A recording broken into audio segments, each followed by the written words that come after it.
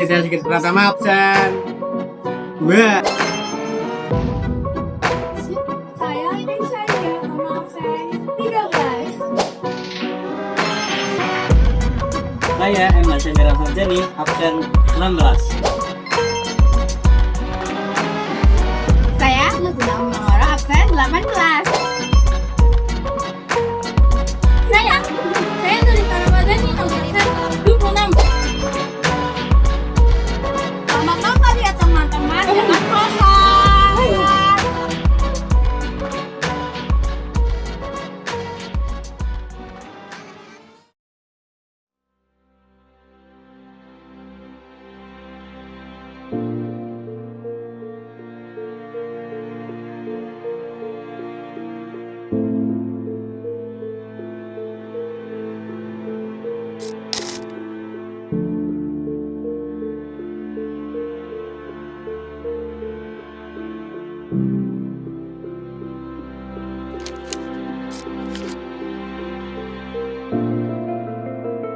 Begitu melangkah, melewati pintu utama, hawa sejuk langsung menyambut, menepis rasa gerah dari luar.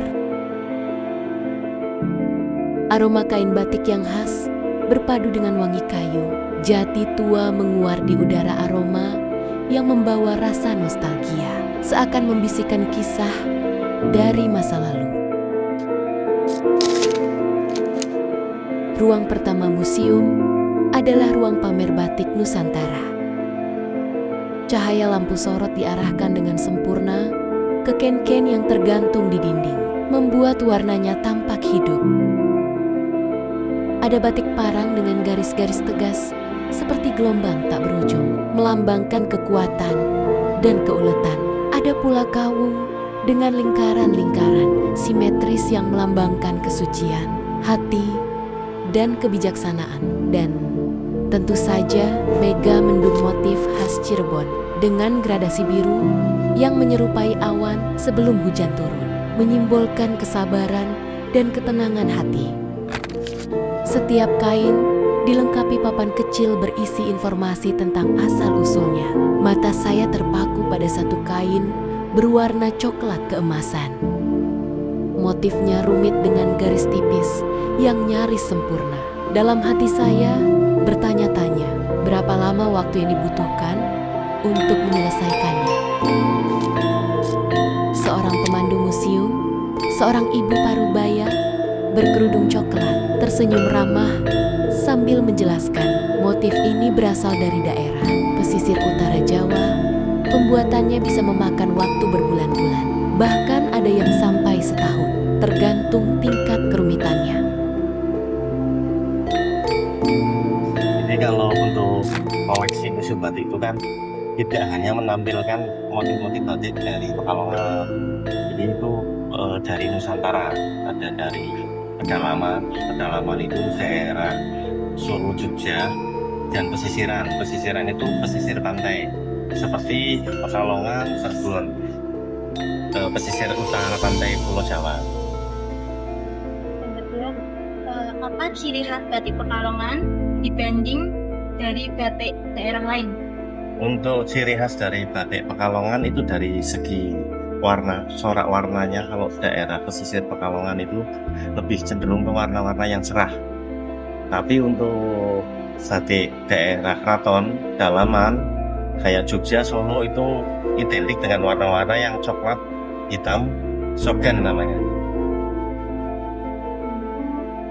Bagaimana minat generasi muda terhadap batik menurut pengamatan Bapak ini sendiri? Ya, dengan adanya kegiatan di Museum Batik, otomatis daya tarik penerus anak muda semakin giat lagi. Apakah ada inovasi baru dalam motif, teknik, dan pewarnaan batik ini? Ada teknik yang inovasi. Sekarang ada teknik lukis. Jadi pewarnaan dengan teknik gradasi lukis digabungkan dengan batik. Jadi namanya batik lukis. Ada lagi pertanyaannya? Yang selanjutnya, Ya, lanjut. apa pesan Bapak untuk generasi muda terkait pelestarian batik sebagai budaya sekaligus peluang usaha? Ya, potensi dari anak muda itu lebih menjanjikan ya, karena kan sekarang kan teknologi. Jadi kalau untuk anak muda kan lebih inovasi dalam membuat desain. Sekarang dimudahkan dengan teknologi, terus dimudahkan lagi untuk penjualan kan, otomatis dengan banyak online kan gitu. Jadi membantu sekali kalau anak muda terjun di dunia batik. Selanjutnya, apa peran museum ini dalam menjaga semangat kewirausahaan batik di Pekalongan? Ya, sering di Museum Batik mengadakan kegiatan-kegiatan para pengrajin batik dikumpulkan di sini, di samping untuk menjalin silaturahmi juga untuk meningkatkan di sektor namanya kayak bincang-bincang, istilahnya kayak untuk lebih mengenalkan para pengrajin ke khalayak umum. Selanjutnya, apa yang biasanya membuat wisatawan atau pengunjung tertarik pada batik Pekalongan? Sebetulnya bukan tertarik batik Pekalongannya, tapi lebih di museum itu kan tidak hanya melihat, tapi ada interaksi dalam arti mencoba.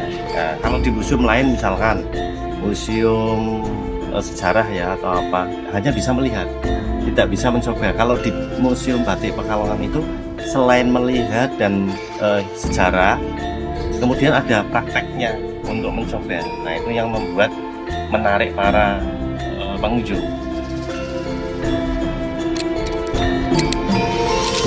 Perjalanan berlanjut ke ruang workshop membatik, sebuah ruangan yang langsung menyambut dengan aroma malam panas yang khas perpaduan wangi lilin dan hangatnya api kompor kecil. Meja-meja kayu berjajar rapi. Di atasnya terletak kain mori putih yang masih polos, seakan menunggu untuk diberi kehidupan. Di sampingnya, canting-canting mungil dengan gagang kayu tersusun, dan wajan-wajan tembaga kecil berisi malam cair, mengepulkan uap tipis yang bergoyang di udara.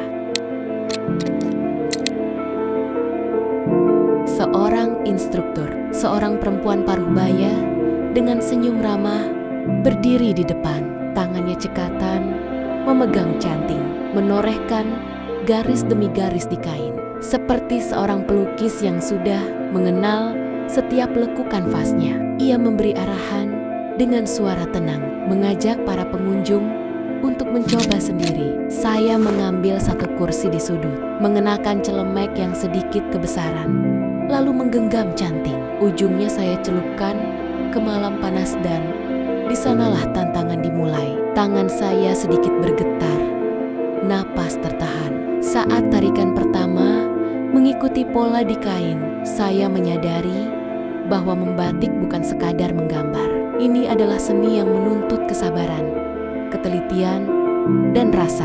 Setiap garis harus mengikuti ritme napas. Setiap tetes malam harus mengalir dengan tenang. Sesekali, malam menetes keluar jalur. Ada rasa panik kecil di dada, tapi sang instruktur mendekat dan tersenyum. Tidak apa-apa, nak. Justru disitulah batik punya ceritanya sendiri. Kalimat itu menenangkan. Saya kembali fokus, mencoba merasakan aliran malam dari canting, seperti air yang mencari jalannya sendiri. Rasanya seperti meditasi lambat, penuh perhatian dan menenangkan. Setelah puas mencoba, kami melangkah ke ruang pamer batik kuno. Pencahayaannya lebih temaram, menciptakan suasana hikmat. Di balik kaca tergantung ken-ken berusia ratusan tahun, masing-masing ditemani label yang menceritakan asal-usulnya.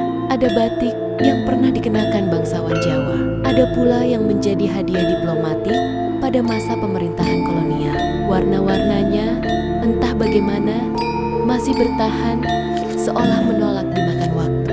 Kunjungan diakhiri di halaman depan museum. Matahari mulai condong ke barat, memantulkan cahaya emas di permukaan genteng bangunan tua.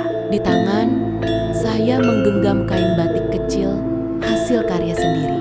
Polanya jauh dari rapi, tapi setiap tetes malam di atasnya adalah jejak perjalanan singkat saya hari ini. Ada rasa bangga yang sulit diungkapkan, bukan karena hasil hasilnya indah. Tapi karena saya tahu prosesnya, saat melangkah meninggalkan museum, angin laut kembali berhembus. Kali ini terasa lebih lembut, seolah ikut mengantarkan saya pulang. Jika boleh memilih, motif batik apa yang paling menggambarkan jiwa wirausaha menurut Bapak? Kalau untuk motif sendiri itu kan pribadi masing-masing dalam arti mengartikan ya. Istilahnya kalau zaman dulu di daerah Solo Keraton Jogja kan memang motif-motif itu mengandung makna filosofi. Ya kalau untuk yang menggambarkan filosofi yang itu ya di daerah keraton seperti parang, itu kan parang baron itu kan dipakai para kerajaan. Berarti kalau memakai itu bisa menambahkan istilahnya apa ya, kewibawaan. Selanjutnya Pak, Ya, apa tantangan terbesar dalam menjaga nilai budaya sekaligus mengembangkan nilai jual? nah tantangan besarnya karena sekarang ini kan inovasi ya, jadi banyak marak batik print yang adik-adik pakai ini. Nah itu kan sebetulnya itu kan bukan masuk kategori batik, jadi itu tekstil bermotif batik. Yang namanya batik itu kan ada proses pelekatan lilin panas dan menggunakan canting. Nah itu karena perkembangan di luar sana kan banyak motif-motif batik yang dianggap itu batik. Pernahkah batik Pekalongan dijadikan inovasi di bidang lain seperti kuliner, musik, atau desain produk? Jadi kalau di Pekalongan kan branding motif Pekalongan khas Pekalongan kan selambrang. Itu bisa juga dibuat untuk ikon-ikon seperti ikon Pekalongan, terus ikon ya kuliner, acara atau apa itu bisa ditampilkan dengan motif-motif Pekalongan, burung-burungan seperti itu. Yang terakhir Bapak, satu pesan penting dari Bapak untuk generasi muda agar tidak hanya mencintai budaya tapi juga menjadikannya peluang usaha. Ya itu paling utama itu. Jadi sebelum kita kan kalau tadi itu ada dua nilai ya, nilai budaya, nilai ekonomi. Nah itu harus istilahnya berjalan bersama. Kita kalau hanya nilai budayanya saja, otomatis kita butuh ekonomi kan. Iya. Itu harus seimbang istilahnya. Kita harus menjaga keseimbangan nilai budaya, juga kita harus bisa memanfaatkan peluang bisnisnya. Itu sangat penting. Dan otomatis kalau batik, istilahnya batik itu kan sudah dikukuhkan UNESCO, harusnya kan kita bisa memanfaatkan peluang itu. Bukan kita tinggalan zaman, tetapi kita bisa mencari celah untuk memanfaatkan peluang tersebut. Hari itu, saya membawa pulang lebih dari sekadar sehelai kain batik. Yang saya bawa adalah sebuah pemahaman bahwa setiap helai kain adalah cerminan dari perjalanan panjang, nilai budaya yang tak ternilai, dan jiwa orang-orang yang dengan sabar menciptakannya. Museum Batik Pekalongan bagi sebagian orang mungkin hanyalah tempat wisata, namun bagi saya, ia adalah ruang yang mengajarkan bagaimana mencintai warisan bangsa, bukan sekadar dengan mata, tetapi juga dengan tangan yang mencoba dan hati yang merasakan. Di dalam hati, saya membuat sebuah janji. Suatu hari nanti, saya akan kembali. Mungkin dengan membawa anak-anak saya atau teman-teman yang belum pernah merasakan hangatnya proses membatik. Karena saya percaya, warisan seperti ini tidak akan hidup hanya dengan disimpan di lemari kaca. Ia harus terus diceritakan, diajarkan, dan dirasakan. Batik bukan hanya kain.